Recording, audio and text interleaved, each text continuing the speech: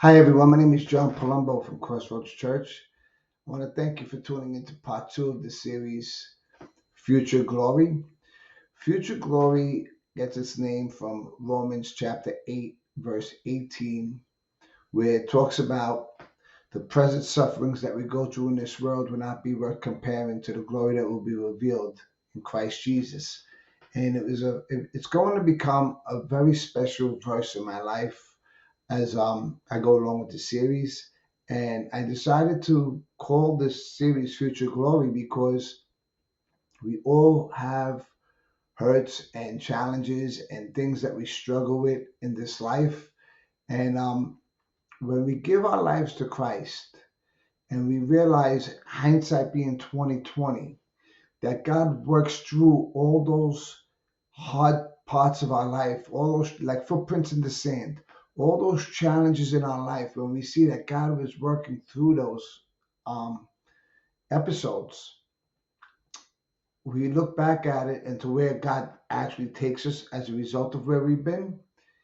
And there's no comparison because the glory of God and where God can take you in your life will far outweigh any of the heartaches or hardships that come your way. Now, as a result of things that I've experienced, I put together a ministry, which I'll talk more about in later episodes in the series, called Freedom Ministry. In Freedom Ministry, we speak about the 12 steps of freedom ministry, as well as applying biblical concepts to our lives in order to get freedom from the hurts, the habits, the hang-ups, the character defects that the world has inflicted on us. You know, the world has taught us to respond and to live a certain way. It's about transforming from the way the world taught us to become the person that God created us to be. Now, I'm putting this series together because many people felt that my conversion to Christianity basically happened overnight. But in reality, it was a 7 year run from 1988 to 1995. And I spoke about some of the things that happened in 1988 in part one, with the first time that I walked into a born again Christian church that was called New Jerusalem Christian Church. They were in Gravesend, Brooklyn. They had a special service called Friendship Day where everyone was inviting a friend, and my Aunt Carol and my Uncle Dominic, they invited me. And when I went, they gave me a Bible. I got my very first Bible that I ever had. I had this Bible for years. It was like a burgundy colored Bible, and inside it said Friendship Day, New Jerusalem Christian Church, May 1988. Okay? I was 19 years old at the time. I was working with the International Longshoremen's Association on the Jersey Piers. Okay, so I had just gotten a very good job, which I'll talk more about in some later episodes as we go along. But right now, I think it's important for me to give you some backfill to understand some of the things that really happened in my childhood that molded the way I'm thinking and the way I'm at right now at this point in my life at 19 years old, and to try to get some ideas of where I was at. So that being said, I'm going to go back to 1980 when I was about 12 years old. I was now living on Avenue X for about 2 years. And as I said, I moved about four times between the ages of 3 and 9. I was disgusted with life because my mother divorced when I was 3. My father was no longer a part of my life. I was making friends in my old neighborhood in the Dyker section of Brooklyn by 11th Avenue. And I was in the fourth grade and I was starting to get adjusted. And now we upped and moved again. And I lost my friends over there. And I just felt that my life was a revolving door, that everything that comes into my life is temporary. So don't get close to nothing. Don't cling to nothing. Definitely don't give your heart to anything, because anything that I get close to is going to be here today and gone tomorrow. And this is my mentality by the age of 9. Now, a couple of years later, I shut down. I didn't really want to make friends in this new neighborhood because I kept waiting for my mother to say we were moving again. So why even bother? But I had a lot of cousins in this neighborhood, and I had a lot of cousins that were my own age. Now, me being an only child, My mother thought that would be a good idea for me to be around cousins that could be like siblings to me, you know. And I had one cousin that was 2 weeks older than me. And we really became close as we grew older. You know, we were cousins, we became friends, and then life and history basically turned us into brothers. Things that we've experienced together, and all the firsts that we experienced together because we were the same age. His name is Rocco. Now, Rocco would come to my house on Avenue X, the apartment that I lived in, every Saturday morning, and my mother would make us a big breakfast, whether it be bacon and eggs, pancakes, waffles, toast, the whole 9 yards. Saturday in my house was like a big breakfast day, hash brown potatoes. So he would come over and we would eat a big breakfast, and then he would go. He lived about 4 blocks from me. He would go back home and he would hang out with the rest of his friends. And at that stage of my life, I spent a lot of time as antisocial, and I would just basically stay in the house, watch TV because I wasn't really looking to make a lot of friends. One Saturday, he came to the house and he told me after we ate breakfast, he said, "I'm on a mission from God." So I looked at him and I asked, "What does that mean?" He says, "It means that I want you to come with me to my house today, and I want you to hang out on my block with my friends. I'm on a mission to get you out of this house." Rocco was successful in his mission because as time passed, his friends did become my friends. And it was a little awkward at the beginning because I was very guarded. I had walls up. And, we need to remember that when we put these walls up to protect ourselves as a fortress, to protect ourselves from the world, what we're really doing is we're creating a prison that blocks us off from the world. And that's what I was doing. I was putting myself in a prison. Okay. Now, Rocco's mother was my mother's sister, her older sister, my Aunt Annie. So, that being said, I would go to his house and I would hang out at his house for a while, and then we would go hang out on his block. He had a lot of friends on the block. And sooner or later, as time went by, slowly but surely, his friends became my friends. And as I entered my teenage years, he had a lot of, Rocco had two older brothers and an older sister. Okay. Now, as I was in my teenage years, his brothers and his sister, Marianne, um, became like my brothers and sister. His next older brother was about 5 years older than us. His name was Anthony. And Anthony became like an older brother to me as I was in my teenage years. I would go to him and I would ask. Sometimes I would ask him for advice. Sometimes I would ask his opinion on things. And Anthony taught me a lot of things according to his philosophies on life, and many of the things that he instilled in me at that young age, as far as making decisions and life decisions and being a man of your word, and things along those nature. A lot of the things that Anthony, he would tell me, like these little poems. He had little ways of saying things, like little phrases, and these phrases still stick with me today. And to this day, a lot of the things that he instilled in me when I was 11, 12, 13 years old, I still try to practice because it's just good etiquette, and it's just a good way of living as far as carrying yourself. Rocco had another older brother that was a lot older than me. He was 9 years older than me. His name was Frankie.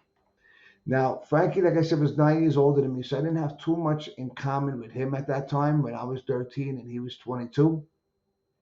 But as I got older and I got into my late teens, early 20s, I started bonding more of a relationship with Frankie also. Frankie had a green thumb. He could plant anything. And I remember for a while he was into bonsai plants. And I went with him and we bought some bonsai trees and we were trying to like raise them and shape them. And his were always flourishing. Mine always died. I had no green thumb at all. But this is some of the things that Frankie tried to teach me and share with me, and things that he knew.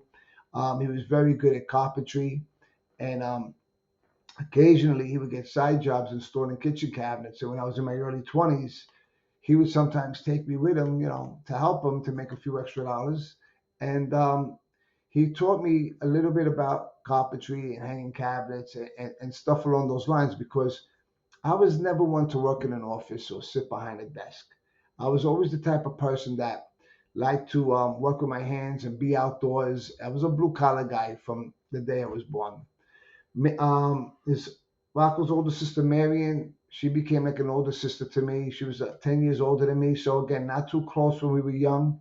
But as I got into my 20s, we got a little bit closer. Frankie had a wife named Eleanor, also that I also was able to bond with. She was, obviously a lot older than me, but she became like an older sister to me. And when they had their son Anthony, for about 10 years, Anthony was an only child. And I could understand and relate to Anthony in a lot of ways, being that I was an only child. So I kind of bonded a lot with Anthony. I would take him to the park with his friends sometimes. And I was about 13 years older than Anthony. So when I was around 21, he was around maybe 12, 13, 14, and whatever it is. Um, so I was I became like an uncle to Anthony more than like a cousin. So this is Rocco's family, and like I says, they became like my family. And when I was at their house, I felt like I was part of a big family. When I was home, it was just me by myself. But I kind of looked at them as my surrogate family. And when Anthony was about 12 years old, I went on. Frankie had another son named Danny, became his younger brother, and I watched Danny grow up also. So this was basically my life growing up, and things that I experienced as far as trying to have some type of family relationship. Now, all this was based on my mother's side of the family. On my father's side of the family, my mother did remain close to one of my father's sisters, my aunt and her husband, my aunt and uncle lived in Rockville Center, Long Island, and they had a big boat, and I would go to their house every summer for like sometimes 2, 3 weeks on summer vacation, and we would go on his boat. At the yacht club where he had his boat, there was an Olympic-sized swimming pool. I basically taught myself how to swim in that pool by swimming in that pool and jumping, playing in the pool every summer. So on the surface, if you did look at me, you would think that I was well adjusted despite my circumstances of having all this bitterness and anger and resentment and insecurity and low self esteem that was really going on underneath the surface. Okay. Now, when I was 12 years old, I did not have much of a relationship with my father. I titled this message Dishonor Your Father because at the age of 12, I wrote my father off. I did not want to have anything to do with him. First of all, I was petrified of the guy because I only had memories of him being drunk and fighting with everybody in the middle of the street. So that in of itself was reason why I wanted to keep this guy as far away from me as possible. But occasionally my mother would have to speak to him. And I remember once there was a phone conversation that they had. And I was about 12 years old at the time because I never forgot this conversation. To this day, I remember it vividly. And I saw they were arguing on the phone. So back then, everything was a landline. There was no cell phones at this time in 1980. So I went into my mother's room where she had an extra phone extension. And I quietly picked up the phone and I listened into their conversation. And what they were arguing about was I was getting bigger. My mother needed more money because I was outgrowing my clothes quicker. School supplies. I was coming into my teenage years. Things were I was wanted to go places, do things here and there, going to the movies with my friends or whatever the case may be. So my mother was asking for if he could give us some more money, and he was like, you know what? I give you as much money as I can. The kid doesn't even want to see me. And my mother, they're going back and forth. And my mother's like, well, I got no control over that, but he's still your son. Yes, he's my son, but I give him the money that I'm supposed to give him. And going back and forth, back and forth. But then when it came to a point where my father was basically done with the conversation, he basically ended the conversation by saying, you know what? My mother's name is Margie. He says, you know what, Margie? F you and F the kid. Then he hung up the phone. He slammed the phone down and the phone clicked. And I remember I stared at the phone for a second and I quietly put the phone down. And I said to myself, F me. What the hell did I ever do to this guy? that he hates me so much and he wants to know why I don't want to have a relationship with him. He doesn't even want to. Granted, I had walls up and I wasn't looking for a relationship with him, but he wasn't really looking for one with me either. As far as I could see, the feeling was mutual. And at that point in time, I decided my father was dead. I wrote him off for my life, and I didn't want anything to do with him after that day. Now, as I went into my teenage years, I did start to come out of my shell. There was a schoolyard in the neighborhood that everyone hung out in. There would be like 40, 50 kids sometimes in there, and I'm not exaggerating, in the summer back then. From all over the neighborhood, all different age groups, whether you were 13 or 18, everybody was in the schoolyard on those steps. Radio would be playing on Saturday night. They used to listen to CBS FM, the sock hop, and um, oldies, like I says. Then some of the older guys would be bringing Bacardi and Coca-Cola into the schoolyard. They'd be drinking or have a quart of beer.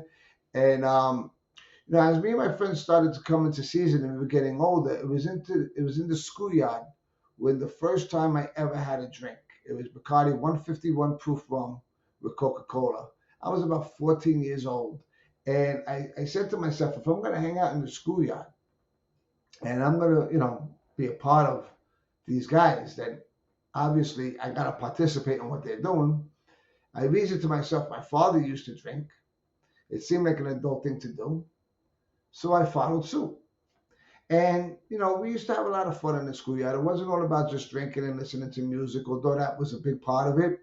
But in the summertime, we would play Scully, bottle cap game in the schoolyard. And we would just, sit on the steps and talk and have a good time. And in the wintertime, we would go into the corner of the schoolyard, into one of the corners of the schoolyard, and we would start little fires in there. Around Christmas time, we would run around the neighborhood getting Christmas trees that were on the curb, and we would set them on fire in the schoolyard so we could keep warm, like in, let's say, December and January, when it was like really bitter cold. And we would stand by the fire, and we would just tell campfire stories or tell stories and play like campfire games.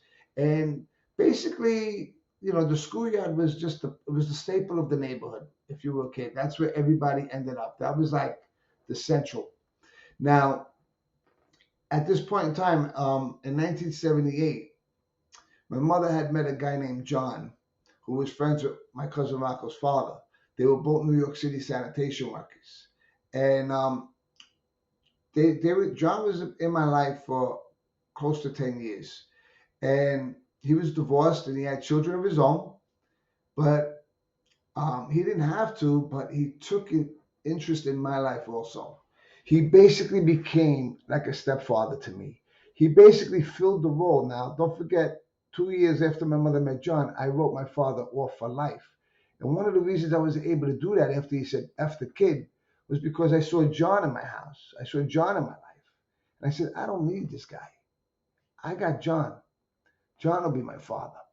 And John, like I said, took an active role in my life. When I was a teenager and I was in junior high school, I would cut out of school sometimes. I never used to do my homework. I had a lot of issues when it came to school when I was in junior high school. And John he would come by the house. He lived in Manhattan, in Lower Manhattan. But sometimes he would come by the house. My mother would be at work, and a couple of times he came by the house in the apartment, and he called me home.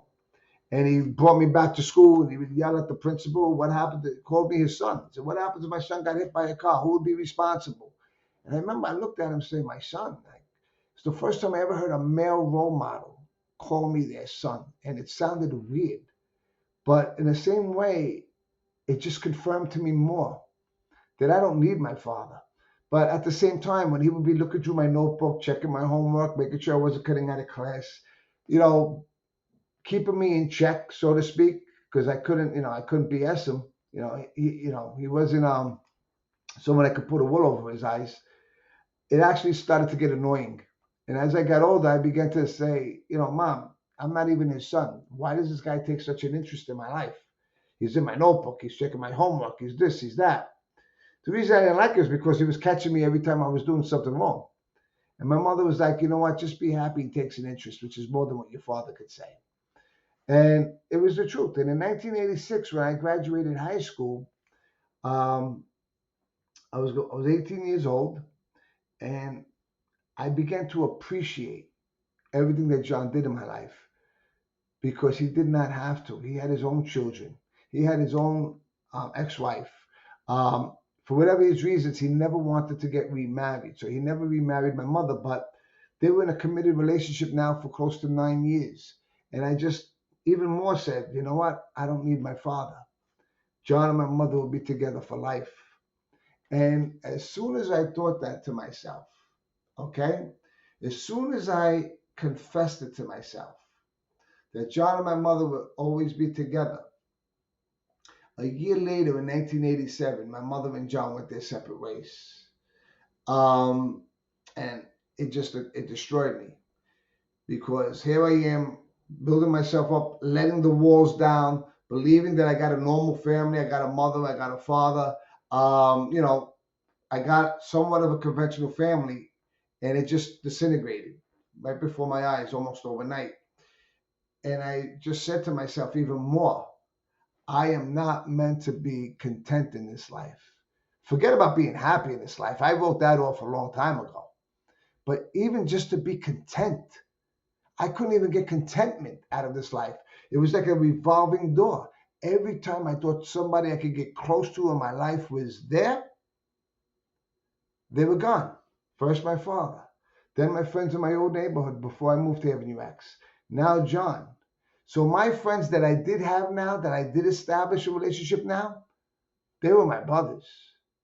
I would put myself on a grenade for them because to me, they have been the only thing so far that remain constant. Now, in 1988, like I said, is a year after the breakup. Maybe that's why my aunt and uncle invited me to church because my whole family knew that I took it hard when they broke up. So maybe that's why they invited me to church. I'm not sure exactly why they invited me. But in 1988, while I was going to this New Jerusalem Christian church and checking it out, and like I said in part one, there's the story on that. My mother also had a major turning point in 1988. Um, through a friend of my mother's, okay, she was introduced to a widower by the name of Michael, who worked as a longshoreman. And it was Michael who got me my job in the International Longshoremen Association with the Jersey Piers. And she would eventually marry Michael. Now, I'm going to speak more about Michael in later episodes of the series, but I think you got a pretty good idea of things that I experienced growing up and how I felt growing up and what was going through my mind growing up right now. So I'm going to close right now and I hope that you could tune in for part three, which is 1989. We're going to go into 1989, which I titled A Year of Catastrophes. Thank you for tuning in.